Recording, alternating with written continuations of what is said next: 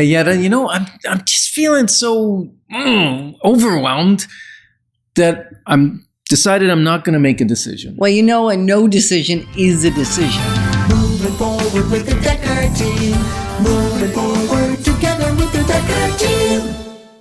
We're excited to welcome you to another episode of Life's Inside Track. I'm Yetta Dekker. And I'm Ken Dekker. And we get to share techniques, thoughts, tips, tools, and some tactics that we all need. We all deserve. You, I, everyone. So we get to turn our house into home, our families thrive, and we get to live the very best life possible.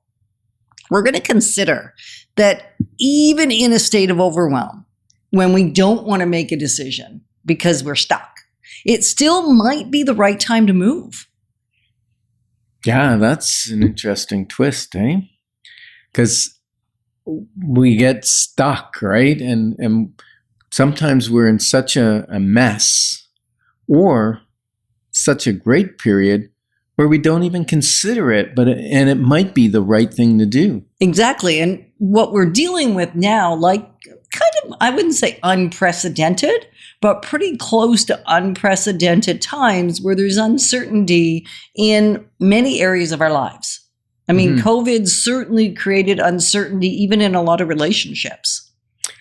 Yeah. Right? The higher interest rates, which are still low in the big scheme of things, but we were so accustomed to those awesome, incredible low rates that what is still much lower than most of our married life, right? Yeah. Interest rate wise, seems really high. I'm thrilled that just recently they kept the interest rates level.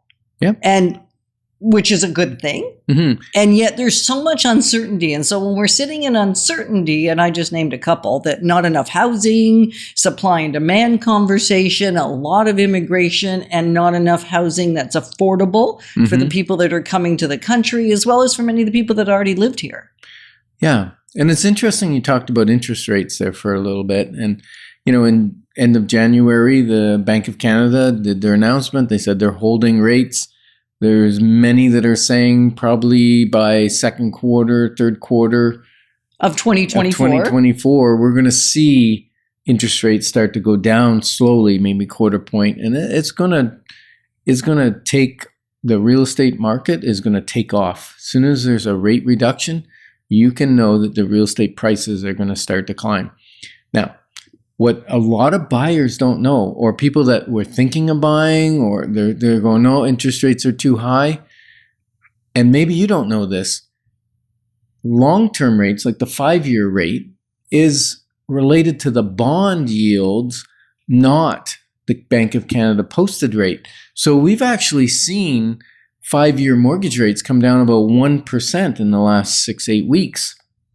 So now they're quite affordable, actually. Except we were lulled into the false sense of what should be normal for so long, right? With the incredibly low interest rates. And now we're still, like I said, way below what's average over the longer haul.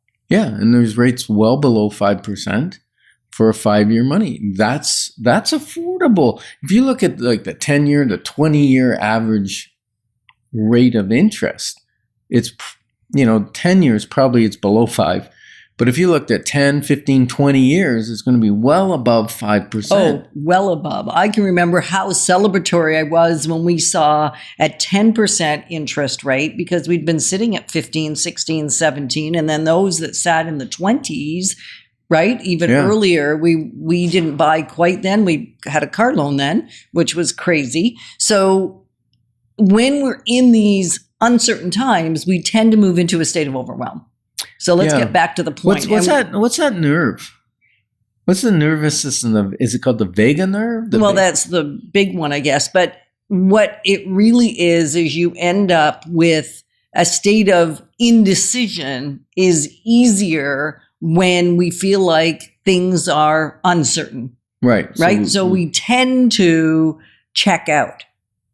We tend to freeze, collapse. And we don't even go and get information. That's the turning point.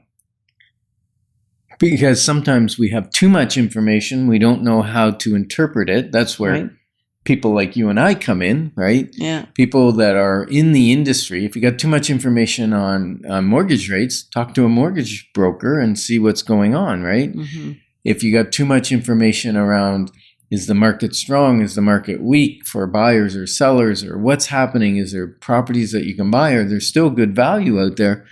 Talk to us, right? You're going to find out really what's going on, and we can disseminate the information and boil it down into a more simple process, right? Brilliance is moving the complex into the simple, not making simple complex. Right. So say that again, because there's a lot of value, I think. Well, brilliance is taking something that's complex and boiling it down so it's simple to understand, simple to implement, simple to make a decision. Whereas the opposite of brilliance is making the simple complex, like overthinking, overcomplicating what's really a simple thing. Right. Or getting too many opinions. Yeah, that right. That's a guaranteed way. Have you ever done it? I know I have too often. I know I need to make a decision because things are giving me evidence that I need to make some sort of decision, but I'm getting myself in a little bit of a situation where I'm not going to make a decision. I'm just going to stay where I am. And yet it may not be the best thing for me. So how do I move out of that? Well, I go and gather a whole lot of opinions, which only exasperates the overwhelm. Well, especially if you're not going to the right place for your opinions. Or too many. Yeah. So the thought is, how do we narrow down the trusted opinions so that you can rely on the information you're getting and you don't have to go validate it, go to a trusted source. So what we're going to recommend, actually, we're going to extend an invitation and recommend that if it feels good to you, I'm not sure if it feels good to you, but if it does, pick up the phone and we will do an equity review for you. Because part of it is getting your facts, not just general market information. Right. That's cool. But really, the big deal is your specific information. Because with that, you can now make a decision and move out of a state of overwhelm. Yeah. And an example of that, recently we helped a client who came to us and wanted an evaluation of a property, a letter of opinion, because this person was a power of attorney for someone that was ill and in the hospital. And after I did the letter of opinion, he said, okay, that's great. There's some neighbors that say they want to buy it. And so here, now I can tell them the price, right? And then what happened was there was multiple people that said, yeah, I'm interested.